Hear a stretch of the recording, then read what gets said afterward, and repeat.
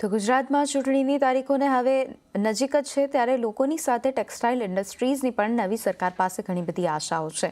ગુજરાતનો textile business દેશમાં 45% યોગદાન આપે છે અને આખું ટેક્સટાઇલ માર્કેટનું વાર્ષિક ટર્નઓવર 1.5 લાખ કરોડ છે.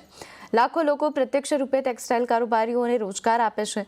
ત્યારે અમારા સંવાદદાતા કેતન જોશીએ ટેક્સટાઇલ કારોબારીઓ સાથે વાતચીત કરી કે નવી સરકાર પાસેથી તેમની શું આશાઓ છે. આવો જોઈએ. ગુજરાતના ટેક્સટાઇલ ઇન્ડસ્ટ્રીના અગ્રણીઓ અત્યારે આપણી સાથે છે. નવી સરકાર પાસે એમને ઘણી બધી અપેક્ષાઓ છે. આવો તેમના સૂચનો જાણીએ. પ્રવીણભાઈ, નવી સરકાર પાસે શું અપેક્ષા? ટેક્સટાઇલ એક્સપોર્ટ્સ એ ખૂબ મોટું રેવન્યુ અર્નિંગ ક્ષેત્ર છે. ડોલર્સમાં જીએસટી ભરવું પડે છે, ટાઈમસે ભરવું પડે છે, પણ ગવર્મેન્ટ જે રિફંડ આવે છે એક્સપોર્ટ્સમાં એ બહુ લેટ થાય છે. તો મારી વિનંતી એ છે કે ટાઈમ બાઉન્ડ રિફંડની ડેડલાइन होनी चाहिए. एमएसएमई के ऊपर जो बात रखी गई है वो बहुत अच्छी है, कोई तकलीफ नहीं है. 45 से 100 दिन रखी जाए वो भी बहुत अच्छी है, लेकिन बैंकों के ऊपर इतना दबाव मत दीजिए कि हर आदमी एमएसएमई में रजिस्टर्ड होना जरूरी है. तो ये उलझा रहेगा व्यापारी, तो व्यापार कैसे करेगा. तो इसीलिए बैंकों को सरलीकरण करना चाहिए और कस्टमर्स के प्रति रिलायबल होना चाहिए कि उनके दबाव आता है कि आपकी ये बंद कर दिया जाएगा, ये बंद कर दिया, तो व्यापारी जो है ना मूंझवण में है कि उसको करना क्या है, तो वो बेचारा परेशान है और सरकार को इस तरफ ध्यान देना चाहिए.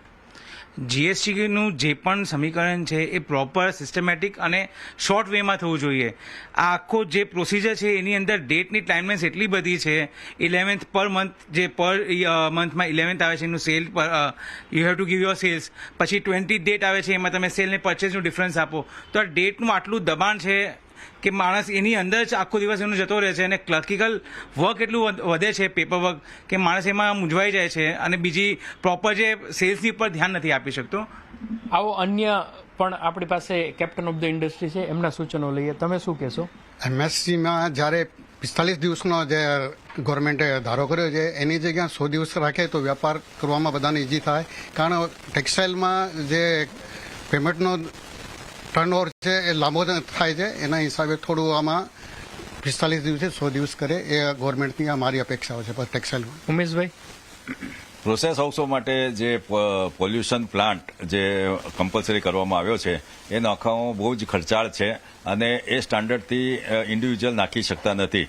તો મારું માનવું એવું છે કે ગવર્મેન્ટ જ આ બધા માટે કોમન એફ્લુએન્ટ પ્લાન્ટ બધી જ ઇન્ડસ્ટ્રી માટે રાખે તો વધારે સારું છે. આપ શું કહેશો? આખા વિશ્વનો જે એક્સપોર્ટ થઈ રહ્યો છે એમાં ઇન્ડિયાનો હિસ્સો 5% છે.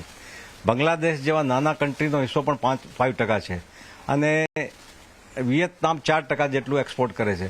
ઇન્ડિયામાં ઓછું થવાનું કારણ એ છે કે ગવર્મેન્ટ સબસિડીઝ પ્રોપરલી આપતી નથી.